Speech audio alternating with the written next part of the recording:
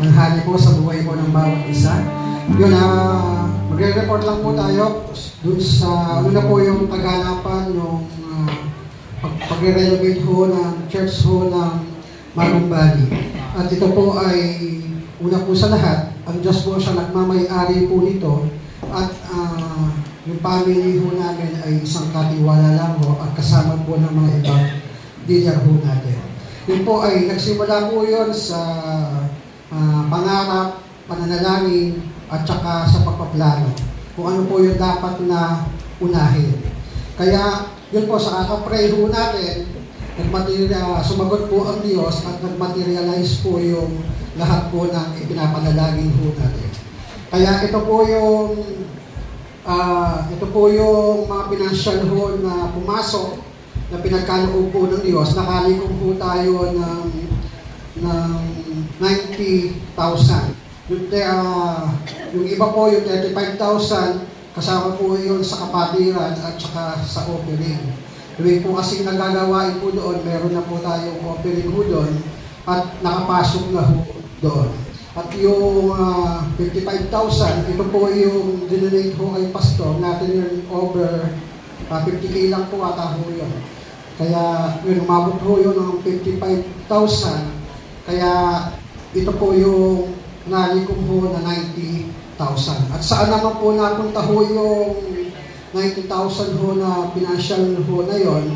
Ito na ho yung sinimulan na ho yung binaklas ho yung bubong at saka extend ho natin sa likod ho yung nabaklas na ho kasi lahat ho yung church ho doon.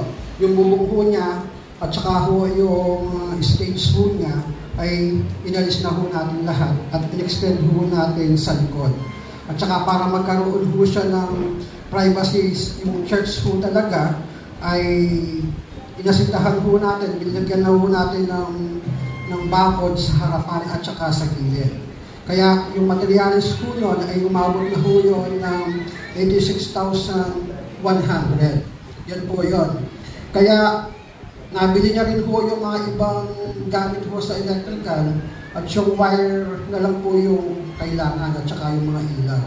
At saka yung naging labor po na bakit 86,000 lang po. At nagkaroon po kasi ng labor na 3,900.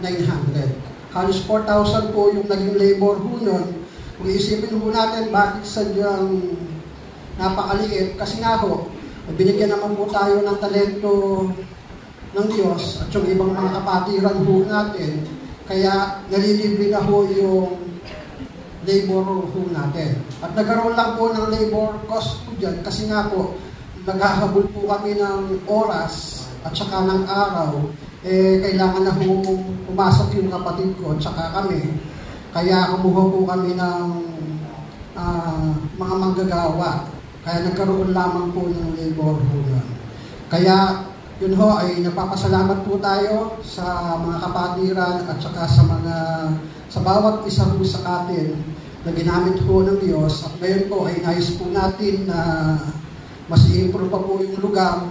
Kasi nga po bumabaha po yung loob.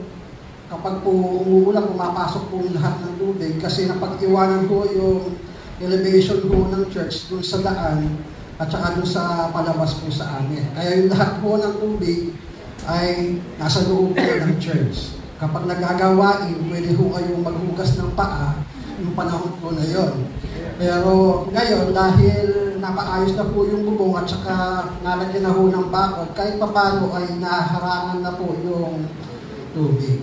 Kaya nais po natin na mas itaas pa po yung lugar para wala na hong tubig na papasok. At binidyo po namin yung lugar para mas hindi naman po kasi kayo nakakarating doon para makita nyo na ho kung ano po yung kaganapan.